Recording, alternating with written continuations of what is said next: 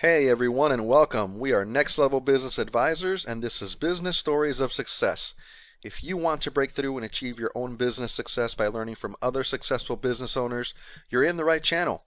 For more of our content, make sure you click subscribe and don't forget the bell icon so you're the first to be notified when new videos are added.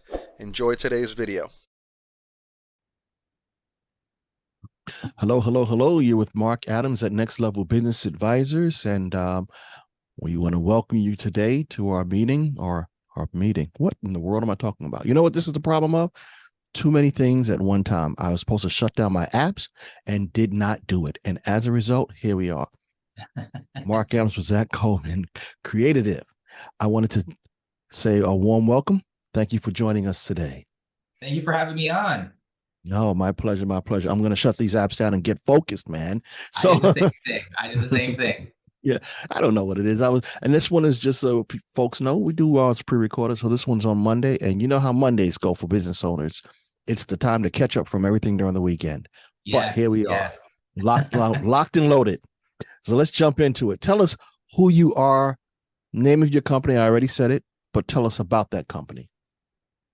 My name is Zach Colman. I own a branding and digital marketing agency called Creative. It is a motivation and grit focused branding agency that helps companies that help people stay mentally fit and on top of their game. Love it, love it. And one of the things that jumped out at me when I first met you was, what in the world is Creative? How'd you come up with that? Share that with us, please. I think our listeners need to hear. Well, as a branding agency myself, I have a very creative personality, and one, you could come down and just say, hey, the URL Creative would have been a lot of money. And so I ended up doing Creative. But as we've continued to evolve, it's really the hybrid of the word creative and the word motivation, trying to help motivate other business owners within the aspects of them help motivating other people to become customers, to help their lives and them grow. And so it really is just the culmination of those two words put together. I like it. I like it. And I remember when we were chatting, I said, I love it because it's something that you're going to remember. You're going to read it and then say, did I spell that right? What is it? Right. And it actually makes a deeper impression. I like the wordplay. That is definitely a strategy that we took, because I get that almost every time. It has bad aspects because people will write it wrong and write me the wrong emails I don't get. But when people ask me that question, it's a lot like Google when they first came out, right? Like, what's Google? And Yes, now people, memorize it. And so absolutely. that was the goal. I like it. You have accomplished that goal, sir. So now tell us, what role do you play in your business? Tell us about the structure and your role in the business. Well, I still am a man of many hats, being an agency during being during the time of a Valley of Death period. But I definitely am pushing more towards the role of leader, financial officer, and brand strategist. Nice, nice. I wanted to get this out the way before we get into the details about our story of success. Because whenever I'm working with talking with a new company, I want people to know how they can find you. So I want to find Creative. How do I do it? Do you have a website, a phone number, social media? Tell us how we find you, sir. Well, you can find us, of course, at our website at creative.com. We have a YouTube channel as well, where we like to go into motivation, education, and type videos where we kind of help facilitate people. So anyone can find us there. We also have some courses that people can Oh, go and they can check out, all about building. I try to create videos less so on the tangibles, but much more on the intangibles of business. And so, our first course that came out was on mindset and leadership. And so really trying to evolve that within certain people. And so we have multiple courses coming over the next few years. But for now, we have one course on mindset and leadership out right now. So people can actually find that through the website. You can also contact me on LinkedIn. LinkedIn is a great source for us, for building those business relationships and building, any sort of education we have towards the certain things that we do. So you can find us at Creative. Just type in Creative, and or my name's Zach Colman. You can find us on LinkedIn for that. And we also have an updated podcast coming out soon, Okay. which is going to be intermingled with our YouTube channel. We're trying to do a combination of a video cast with other experts. And so you can find that on YouTube, or you can actually find that as brand power analysis. You can find that available as well on any of the major platforms. Okay, cool. So I want to get some bookkeeping done. In my first life, I was a bookkeeper. Creatitive. Can you spell your website for me, just in case someone doesn't have it in their It's mind? Creative with an extra TI in it. So it's CREATITIVE. All right, .com. .com. Yes. Beautiful, beautiful. Sorry, I always assume that it's .com, but I realize there's a plethora of other ones out there as well. What's interesting to me, and I'm going to digress just for a second. I'm doing some new marketing, and I'm working with an expert on email marketing. Mm-hmm. And one of the things they mentioned are the different domains. And he said, go and check your domain. You can get, I'm going to just say Marc Adams EA. That's one of my domains, marcadamsea.com. He's like, but do you know that marcadamsea.net is completely separate?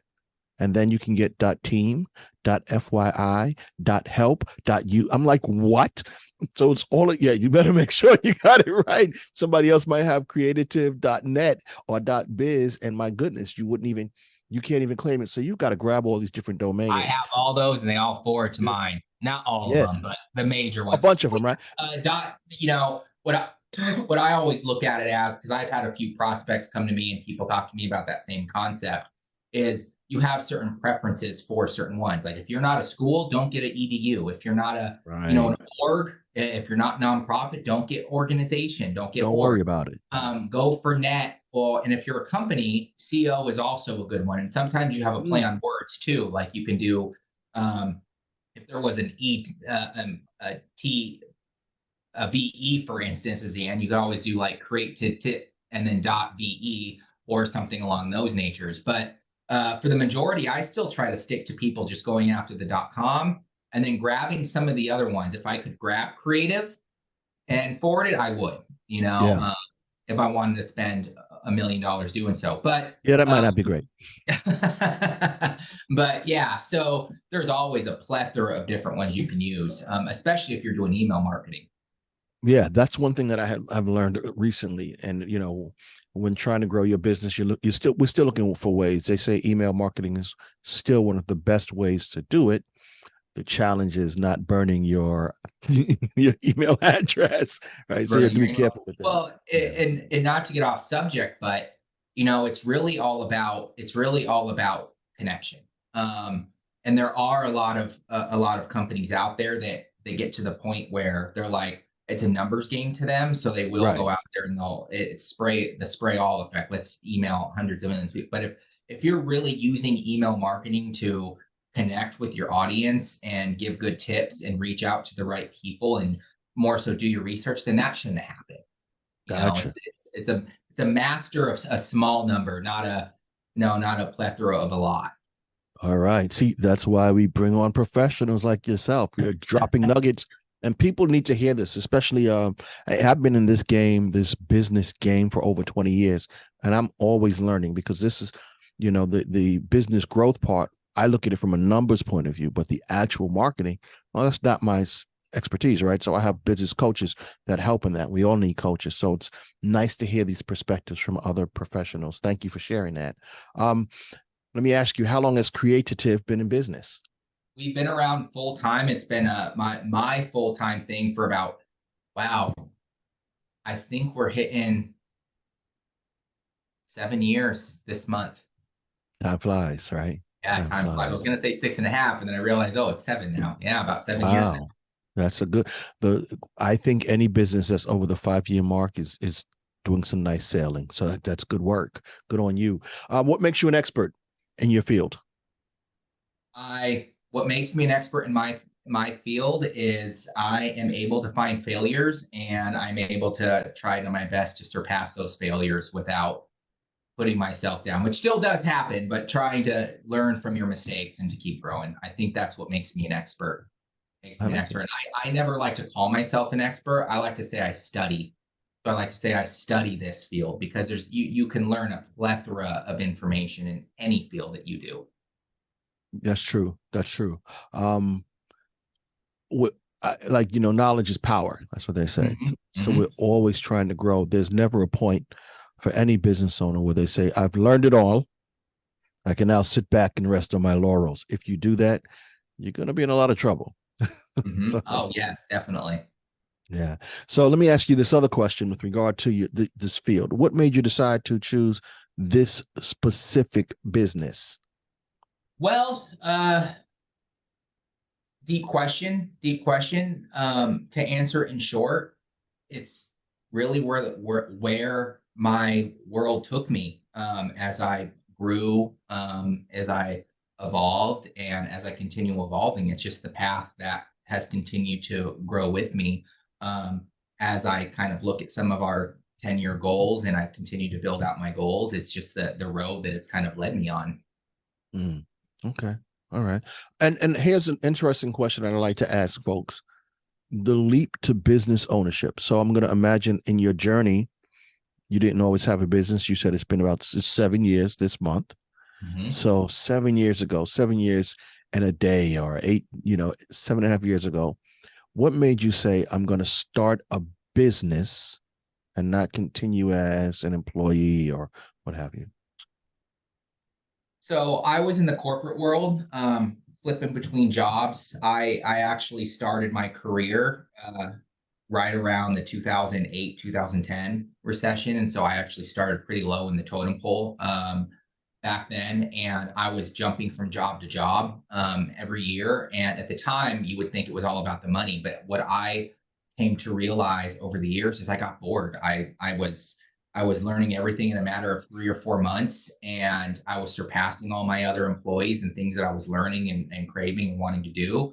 And I tended to take on another job. And in around 2014, I started really building my freelance side and doing freelance stuff on the side. Started, slowly saving up, not realizing I wanted to open a business at the time. And then in around 2017, I had this opportunity come to me by American Express, where I was able to quit my job and go out and fly out to New York, which has always been a dream of mine, live there for 4 or 5 months, work on American Express's website, redevelop all that, and actually turned it down out of fear. And Whoa.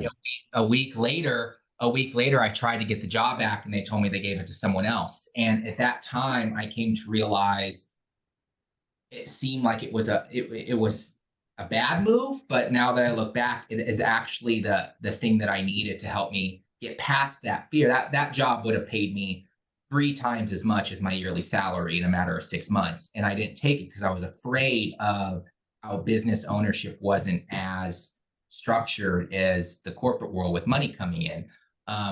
Once I realized that, then I just decided, you know what, I'm ready. I'm ready. I took that, and so I planned out 3 months. I already had a small savings that I saved up from freelance, and I strategically, or you could just say smartly, just gave it 3 more months until I reached a certain point that I felt comfortable. And I gave my 2 weeks, and one day I just decided to take it on my own. But majority of it came down to I was just surpassing everyone. I wasn't getting the recognition that or the growth that I was looking for in the business from a knowledge standpoint. And so, and I could do better than most of my bosses. I realized that while I was doing it. So I just said, you know what, it's time for me to take that leap. And so I eventually took the leap out on my own. Okay. All right. What made you get past the fear? I'm just curious. I think that situation, that fearful situation, was a predetermining factor that really made me think about what I really wanted in life at that particular time in my life. And I kind of enjoyed the freelance stuff more than I did sitting behind the desk and doing the same thing over and over and over again, which nothing wrong with people that enjoy doing that, but I didn't. I love to learn. I love to learn new things and new challenges, and like a business owner. And so I eventually just said, I got past that fears, I was like, you know what? I have enough savings for a year. I'm pretty frugal. So, I've always been smart with money. And so I eventually said, hey, I can give this a year and see what happens. And that's what I ended up doing. And then 1 year became 2, 3, 4, 5. Will you ever go back to being an employee? I can't do it. I can't do it. I've dabbled a little bit sometimes when days of burnout, or what I call the business depression days. You have your ups and downs where I'm like, oh, I'll take a dabble. And then I'm like, it's not that I couldn't take someone to give me something to do. It's just that I now know that I have the ability to make my own money, and that freedom. Even though it's not as much freedom as everyone thinks, but it's still enough for me. I have a family now. And so I couldn't do it. No. I get you. And I figured you would say that.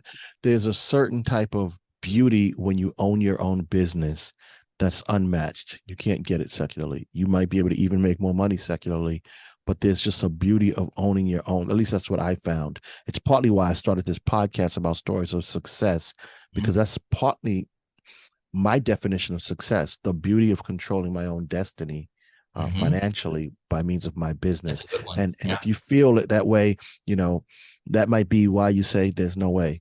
There are times in any business where you're like, boy, this is a challenge, but I accept that challenge every time. And then rather than go back, and I had some amazing jobs. My last job that I left, I loved it. I mean, I loved my boss was amazing.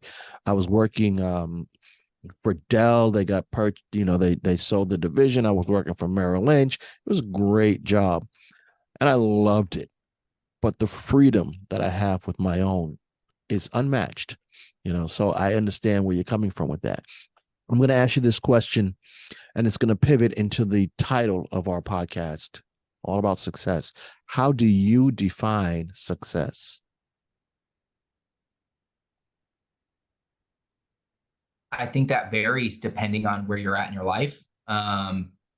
Even with the business, I think my definition of success as of right now is less stress and being I'm financially stable. So, being financially set and being able to spend time with my family as much as possible. That's my definition of success, setting my children up for success.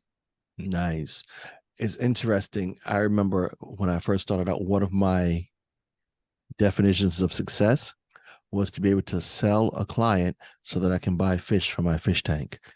Oh, that's a good. And I used to say when I started out, I will not buy another fish for my tank until I land a new client. So I have 5 fish now. No, just kidding. But it's interesting because success is evolving. That's what every entrepreneur that I talk to, obviously, I have a different definition of success because it's unique to them, right? And that's why I love that question. How do you define it? It's unique to you, but we take these aspects, and I hope our listeners take aspects of each person's success and say, sure, that fits me as well. I think that's my definition, or at least a part of it, because that dovetails into my next question. Do you consider yourself successful? I do. But I will be frank. I think there comes a time in every business owner's life, especially as they evolve, like I said, where they start stressing about certain things of success, because just subconsciously what they hear from media, or how you're supposed to grind to a certain number, or how they see these people making billions of dollars that are very rare. And I think they just assume that, hey, I need to reach this number to be successful. And I think that somewhat prematurely gets into everyone's head when they start a business. And it took me about a year and a half, and I still work on it daily to make sure I'm defined with what I consider success, and make sure that keeps me going within the business. I like that answer. I want to delve into that a little bit more. Like, what are some of the things that you do to make sure that your definition of success is, I guess, clearly in focus, and that you're hitting that? Because that's important for people to understand. Well, it took me a while. This last year and a half actually has been my Once I had kids, a lot of things changed. And my business was my baby before then. And so I was all gun ho at working really hard and trying to get things done to get to that next level. And then my kids came, and I already have this kind of business in place that's can somewhat run on its own, not completely, but somewhat run on its own. And I realized, like, I don't want to be stressed anymore. I want to be able to have more time with my kids. And so I've had to sit down and say, all right, what are the certain things in my business that no longer I have to get emotional impact from, and where can I put those from somewhere else? So for instance, my business, I was really prone on just subconsciously wanting my business to make me happy. And you should be passionate about what you do. But I was like, but I should alleviate some of that happiness towards the things that matter in life, like my family. And so Right. I started coming up with a schedule. I think we all do. And we try to stick by it, but my schedule is a lot more in line with my family and my personal time now than it was 2 years ago. I no longer work 8-hour, 9-hour days. I like to work smart. And so I will set my calendar for my family time. I try my best not to look at emails until 8:30 in the morning. I meditate. I write my gratitude book in the morning. I make my kids breakfast as a Okay. contributor to the family, and that. There's reasons behind that, but I do that because I know that me giving gratification to my family makes me happy, and being able to serve them and help them. And so I do that, and then I have a plan set for the day until about 2, where I take over family duty again, and then at about 4 o'clock, I do my personal time. My wife lets me go out, and I go to the gym or I go for a run, and try to get my personal endorphins going during that time of the day. And so time management has definitely been not just a struggle, but it's been one of the contributing factors um, to it overall. And I think that really helps me keep myself in line as I continue to see where the business goes. Okay. I'm going to call that your golden nugget, my man. Mhm. Time management is so challenging for most business owners, and they work themselves to a nub, right? Mhm. And they might consider themselves successful, they might not, but what they find is that they're burning out. And so you sound like you have a beautiful schedule in place. You've got that where you want it to be. You have that work-life balance, and that is when business becomes what we dream of, in my opinion. My opinion is it's the only one that matters at the moment because I'm the only one talking. But as soon as you start talking, yours is going to matter, and the listeners, theirs matters. It's kind of wonky, but anyway. But it's really important to manage our time. If we don't manage our time well, business becomes a burden instead of a pleasure. That's what I find. My happiest business owners know how to carve out time for themselves, for their family, for their pursuits, for their pleasures. And it sounds like you've really done that. And I can understand how, by reflecting on making that priority, you find yourself to be successful. And I think, Thank you for sharing that. yeah, no problem. I think another big thing is I've come to realize is my clients. I like to work with people that have the same mindset as me. If they have a purpose, they want to drive on certain successes. We're all in a community together, and we all like to work together. So I do my best now I can happily say I don't have to take on every client anymore. I can take on the ones that don't give me anxiety. Hey, and for me, that's one of the best things about owning a business, right? We can choose who we work with, and we find the people that we vibe with, and it makes it fun. I'm very fortunate in that regard too. It's been several years ago when I learned that I did not have to take every single person that walked through my door because, and I have this weird expression, I love all of my clients. All of my clients love me. And people say that's not true. It's so true because if I don't love them and if they don't love me, then we don't work together. Right? That you pick who you want to work with, and it makes the journey more enjoyable. That's what I've always found. Along the way, a lot of mistakes I've made, but I've learned from those mistakes. I'm going to ask you the same question. What's one big mistake that you've made in your business journey? But before you answer that, can I take a 5-second break? Yes. Do you know what it takes to be successful as a business owner? There are 5 keys that every business owner has to master in order to be successful. How do I know these keys? Well, I used to say that I made them up, but really, I've learned these 5 keys in 2 ways. My name is Marc Adams. I'm the owner of Next Level Business Advisors and the host of the podcast, Business Stories of Success. In the podcast, we discuss success with business owners from around the world. We talk about what it means to them, how they achieve it, and the single biggest quality or personality trait that's needed in order to be successful. As a profitability and growth business advisor, I work with business owners around the country to help them increase profit and or accelerate growth. Now I say or because some business owners aren't properly positioned to accelerate growth. In those cases, we actually focus on honing in on profitability. If you are a business owner and you're excited about improving your profit or accelerating your growth, feel free to download my free ebook, Mastering the 5 Keys to Make Your Business Successful. It's found at my website, nlbusinessadvisors.com/5 keys. That's the number 5 keys. You can also subscribe to my podcast, Business Stories of Success. And if you're really ready to start accelerating your growth, feel free to schedule your free discovery call. We'll talk about where you are today, what your goals are, your challenges, your obstacles, and I can help you to hurdle some of the hurdles to your own business success. Join me at Next Level Business Advisors and schedule your appointment today. Okay, I'm back. What's one big mistake that you've made in your business journey? Trying to push too fast, too soon. Why do you say that? There's a lot of pressure. There's a lot of pressure when it comes to growing a business, and you have to come to the realization that the journey is the fun part. It's the journey of the evolution of a business. And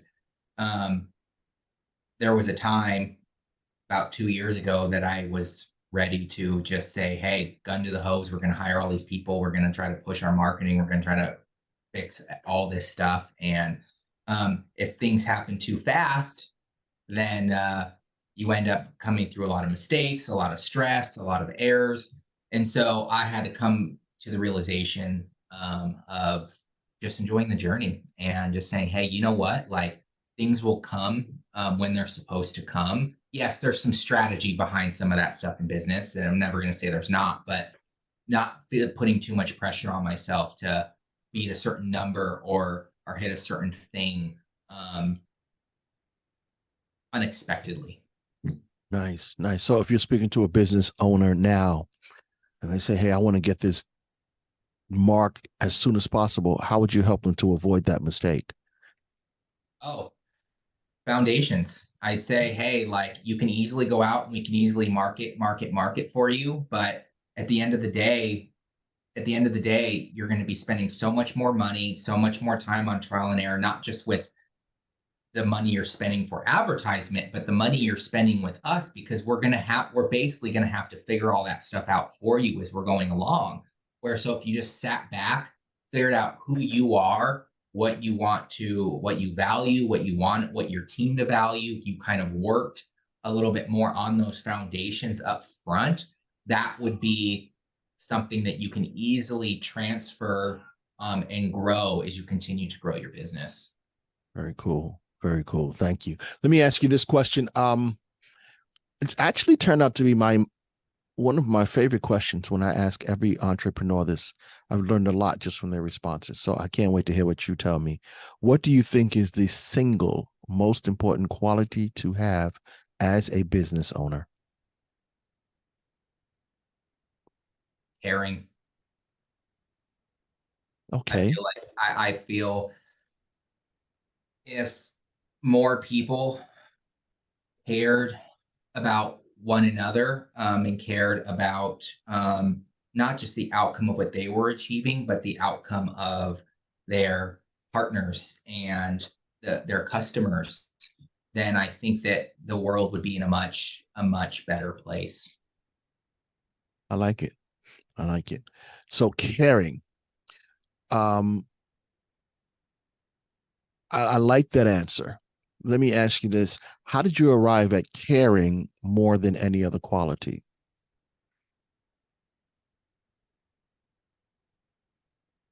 I think it comes back to the people that you deal with and the way the world has gone very transactional. Mm.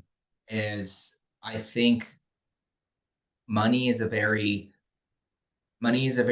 it's a construct. It's just a number at the end of the day. And I'm not saying that people need to do more for less or do stuff for free by any means. Right. I'm not saying Right. that at all. Still show what you're worth, still do what you do. But if people were more willing to trust and more willing to care, then we wouldn't have so many issues with burnout. We wouldn't have so many issues with Mm. things not working, things not failing, and people just building a community. You really want to, I've really come to realize, I've come up to that conclusion because you want to go from a we to an us. It shouldn't just be about you. It shouldn't just be about you and your employees. It should be about you and your employees and your customers. And that's how you build a community, and that's how you build people that work together and care together. And so I really came up with that conclusion just over years of working with pain in the butt clients, trying to grind through certain things, trying to alleviate expectations, people coming to us and being like, give us a quote, just give us a price. And it's like, we haven't even talked on the phone. I don't even know you. And aren't we all here in this world to build communication and relationships and all survive and live and, in a sense, trade to build a better tomorrow for our children, our families, for the world? And so I really came to that conclusion just based off of the feelings that I get from, where this world is and where it should be. Nice. I like it. So experience has shaped your perception and it Yeah, helped you to arrive definitely. at caring for others. And that's a beautiful thing. And I think as we grow in time and we get older, even as business owners, we're growing in our business, our definition, at least for me, continues to change. Just like my definition of success has evolved over time, my definition or my thought process as far as the qualities needed to be successful have evolved over time. Mine has evolved over years of working with many different business owners and seeing what makes some successful and others not as successful as they'd like to be. So it's cool. You've arrived at that caring process. One final question, if you don't mind. You've been in business for 6 years now. What advice would you give to a brand new business owner?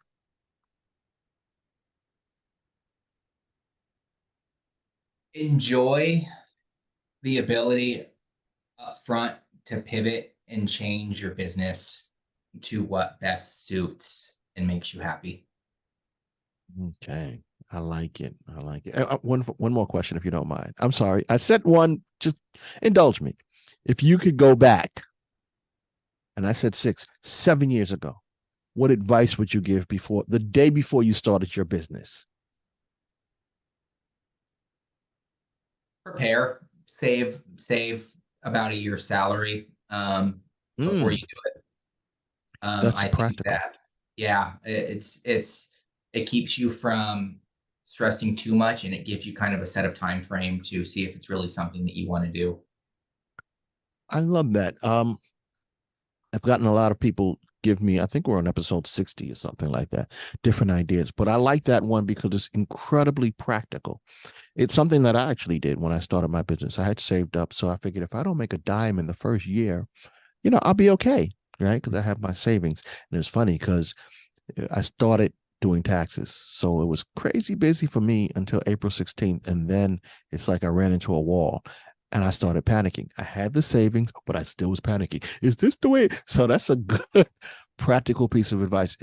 If you do that, and this is just practical advice for anyone who's listening who has not started their practice, if you save enough money, it will help you to avoid making huge mistakes in the beginning because you might not be as successful as you initially thought. People open their doors and figure, I'm selling this widget and I'm going to sell $1 billion of that and I'm going to retire in 6 weeks. And it doesn't work that way. I had a buddy one time who told me he was starting this business and I project that I'll be making $1 million after the first year. And I was like, wow. Well, after the first year, he closed his doors. It doesn't always work that way. Maybe if you have savings set up So I like that practical advice. Thanks so much for sharing it. Hey, I want to take a moment and just thank you for opening up, telling us a lot about your company and giving us some nuggets. I really appreciate your mindset and the caring attitude that you have, because that makes a difference. And if everyone cared, boy, we'd be in a much nicer place. Thank you. No, I really appreciate you taking the time to have me on, and I appreciate the compliments. Hey, we look forward to continuing to watch your journey to success. Thank you.